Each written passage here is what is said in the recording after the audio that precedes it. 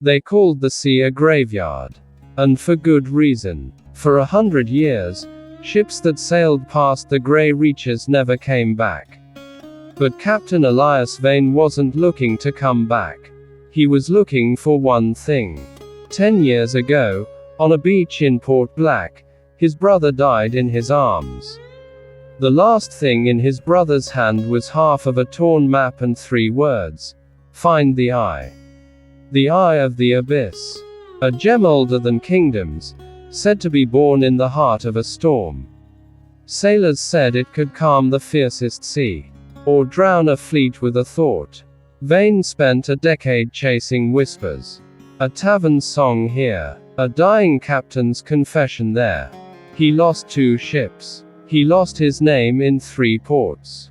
But 6 months ago, he found the second half of the map. It matched. And it pointed to a place that wasn't on any chart. Devil's Tooth Island. He put together a crew. 12 men and women. Not pirates. Not thieves. Sailors who had nothing left to lose and believed in him anyway. They provisioned the _Tempest's Wake in secret and slipped out of harbor before dawn. The first week was calm. Too calm. The second week, the sky turned the color of bruises. The barometer fell and never rose again. On the 14th night, the storm hit. Waves like mountains. Wind that screamed through the rigging. For 36 hours, Vane didn't sleep.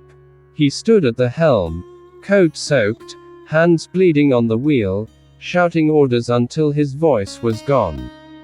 Hold her steady. Don't you dare turn. One mast cracked. 2 men were lost overboard. But the Tempest's Wake held. When the storm finally broke, the sun came up on something no one had seen in a century.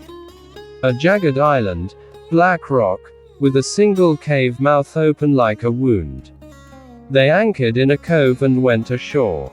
The island was silent. No birds. No wind in the trees. Just the sound of waves hitting rock. The cave went deep. The air inside was cold and smelled like salt and old iron.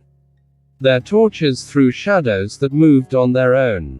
At the center of the cave, on a pedestal of stone, sat a chest. It wasn't gold. It wasn't jeweled. It was plain, bound in rusted iron. And on top of it, resting in a hollow, was the eye. It was a gem the size of a fist. Deep blue, like the ocean at midnight. And it was glowing. Not bright. Just enough to light the whole cave without a torch. The crew went silent. You could hear people breathing. Vane stepped forward. He could feel it. A pull in his chest. Like the tide. Legends said the eye answered to will. That it would obey whoever held it. He reached out. And the moment his fingers touched it, the ground shook. Water started pouring into the cave from cracks in the ceiling.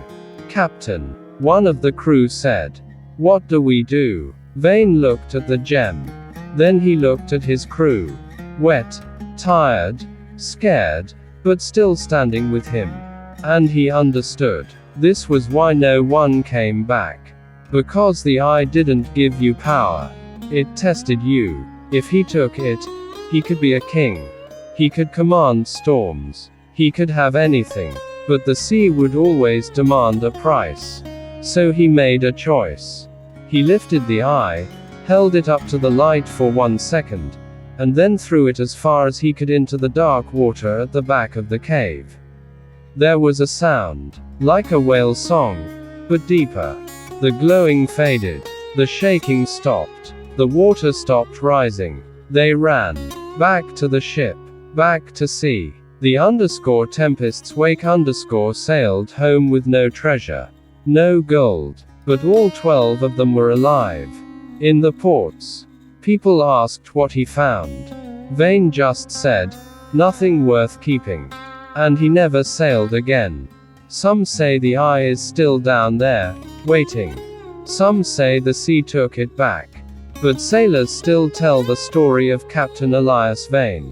The man who found the greatest treasure in the world, and had the sense to let it go. Because the real test of a captain isn't how much he can take from the sea. It's knowing when to give something back.